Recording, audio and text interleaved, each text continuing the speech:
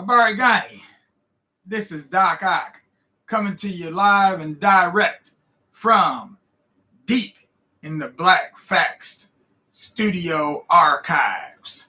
And tonight we're going to be featuring the one and only original frankincense and myrrh. We've got both of them here together tonight, and we're going to show you how to use these two ancient elements in a modern way that will allow you to enjoy the aroma, the healing aroma of frankincense and myrrh without having to worry about the smoke or anything like that. And actually, you will find that they are hypoallergenic. So if you have allergies to smoke or things of that nature, no worries. We got you covered. So let's begin. I showed you what they look like. Let me show you the other elements. We have a pack of charcoals, a couple of packs of charcoals here. You can see the charcoals. They come in a little foil wrapper like this. We like to use 3 Kings. They seem to work the best. We also have a pack here of powdered ash. And no, this is not my granddaddy's ashes. This is powdered rice ash. Okay, it's just white, pure, clean ash.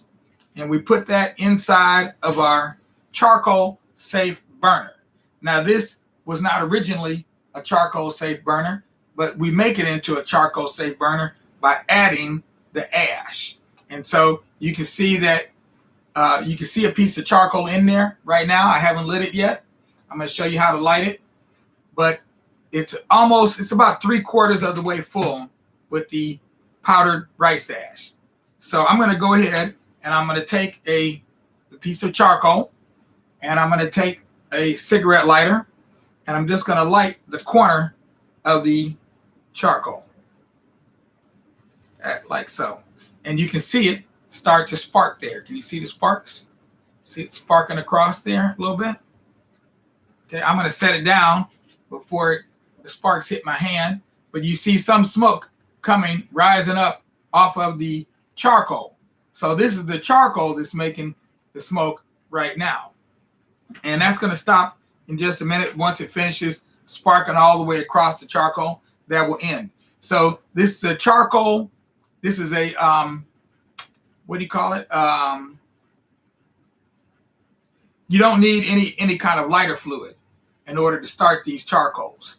You just need the charcoals themselves. They're self-igniting. That's what they're called. They're self-igniting charcoals. And so that's what just happened here with the use of my handy dandy lighter. Now, once we get it lit, we're going to take the charcoal and move it, just kind of move it to the side over here some. And we're going to take the a spoon. We have a handy dandy spoon, right? Whenever you get it from us, we always include some kind of a spoon, a tool with which to manipulate the charcoal as well as the incense. And now that I've got the charcoal in there, I better show you this part here. You can tell the charcoal is lit. It's fully lit. You want to wait. You want to let it spark all the way across, and then you want to look to see what color is the charcoal around the edges. And I kind of got a little bit of ash on there now. See if I can get it off so you can just see it real well here. Okay. If you blow it, if I blow on this, you'll see it turn red. It'll get real red over there on the side.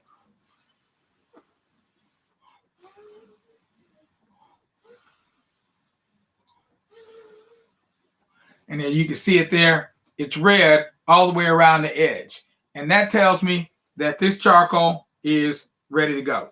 And I can just set it right down here I make a little depression in the middle of my powdered ash.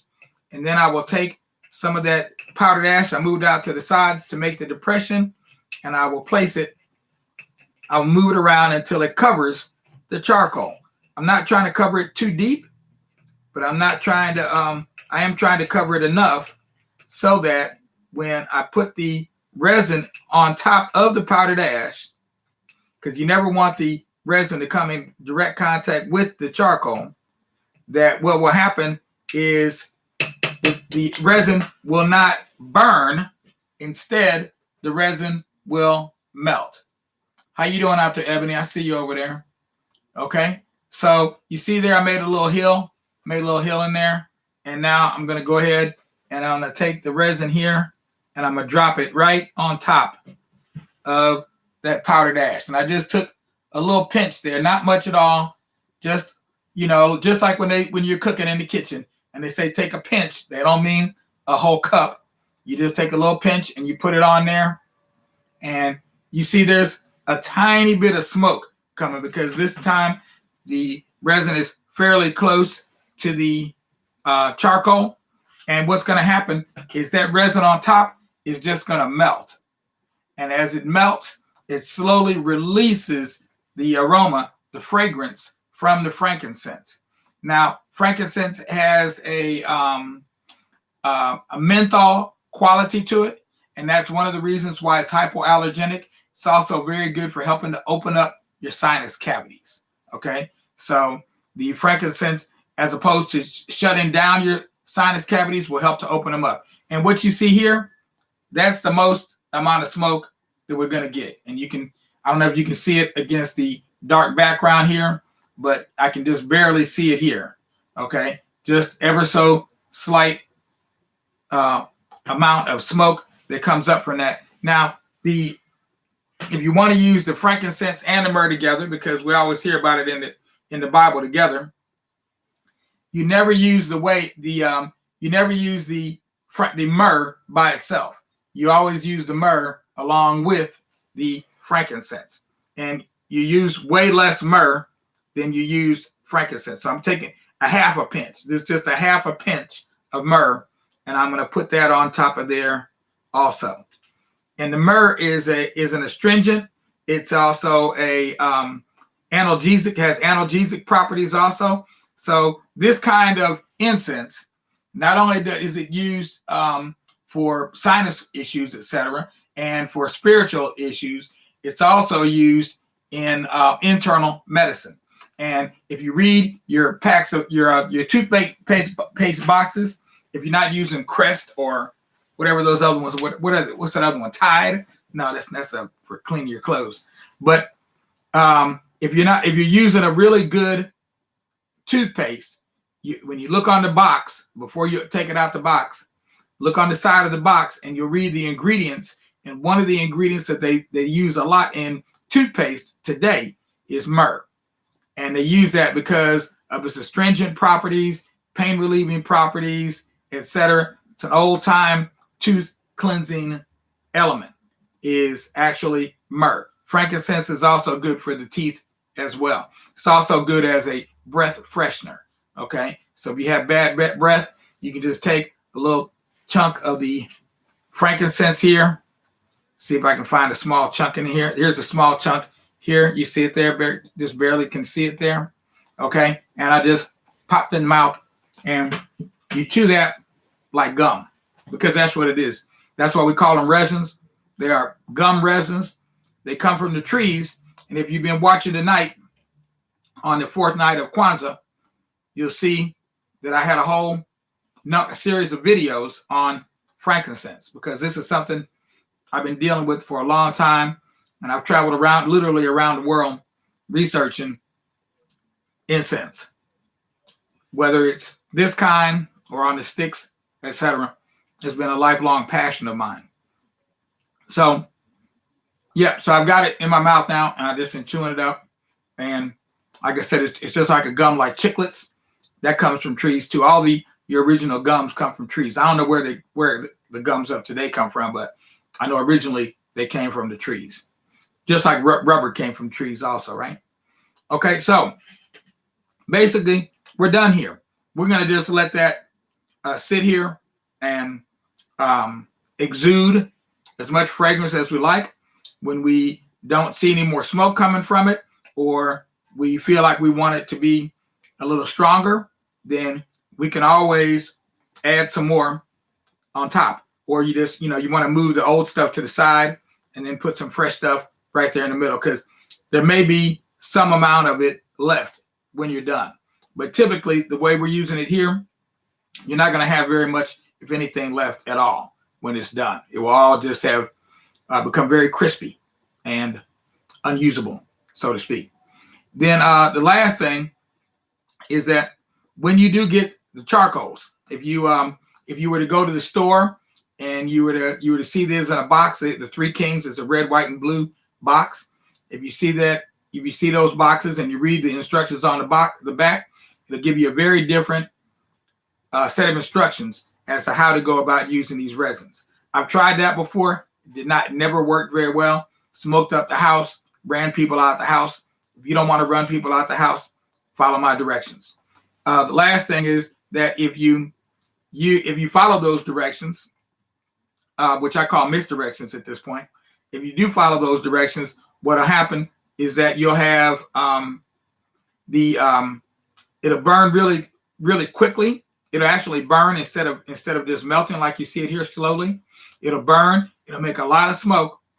The charcoal will go out in about an hour and will be unusable. And you have a big, huge chunk of charcoal. You'll have your resins won't burn completely, because what'll happen is the combination of the resins and the charcoal just turn into a real big, messy kind of a blob. And so to avoid that, the other way we avoid that is by doing it this way. When we do it this way, instead of the charcoal burning for just 1 hour and not burn completely, it'll burn for 3 hours. The charcoal itself will continue burning for 3 hours, and it will burn completely. So you won't have anything left at all when you're done. Even when the charcoal piece gets down to where it's only about that big, okay, it's only that big, the charcoal will still be working up under this, underneath this powdered ash. The last thing I'll say is that when you go to pick up your charcoal safe burner and you use it this way that I'm directing you, the sides will feel cool. You will feel no heat whatsoever on the sides. You won't feel any heat on the bottom. The only place there'll be heat is on the top. So this is science. That's what I'm relating to you here. This is science. This is not mystery. This is not magical. This is some straight up science that I'm presenting to you here. That when you bury a hot piece of charcoal underneath powdered ash, the heat only goes one direction, up. If you were to do this and use sand, or some people might use salt, it'll make the heat go out to the sides. The side of your charcoal safe container like this one will heat up. It'll get very, very hot, be very difficult to handle, and you'd be likely to burn your whole house down. So don't burn your house down. Be happy as a mouse all up inside your house. Use it like I'm showing you here, and you'll have no need to fear your house burning down and you having to walk around with a frown all the time because you acted like a clown, and now you just all over town because you ain't got no more house. So we do sell the items, the various items. We sell them in a package for $20. You could get a charcoal safe burner like this, a pack of the powdered ash, and you'd also get a pack of the resins plus a pack of the charcoals. And as you can see, that'll last you some amount of time. So all good in the neighborhood. As a matter of fact, when I showed you these containers with the frankincense and the myrrh, these are some of the burners that we sell. These are also charcoal safe burners. They're brand new. They're not used. They are imported. We imported these from China because they're finer.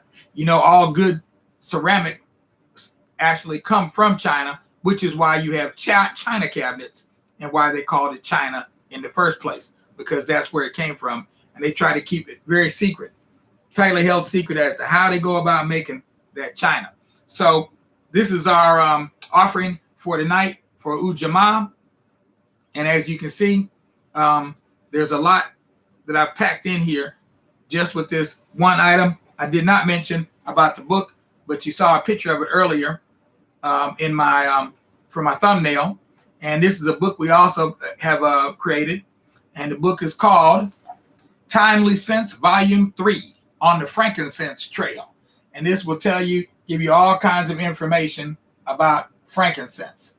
I've got other books that go into details, give you more information about a variety of incense, but this particular one focuses on frankincense because that's the one that became very famous on a worldwide basis, even before some of the other ones, even though they may have been popular in their own rights.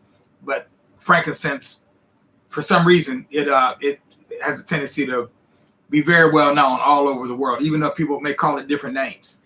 All right, so much for that. This is Doc Ock signing off. I hope you learned something, and maybe we'll even earn something from your learning. We'd like to be doing some earning. And what do we call that? You know what we call it. Ujamaa. Tutal Nana.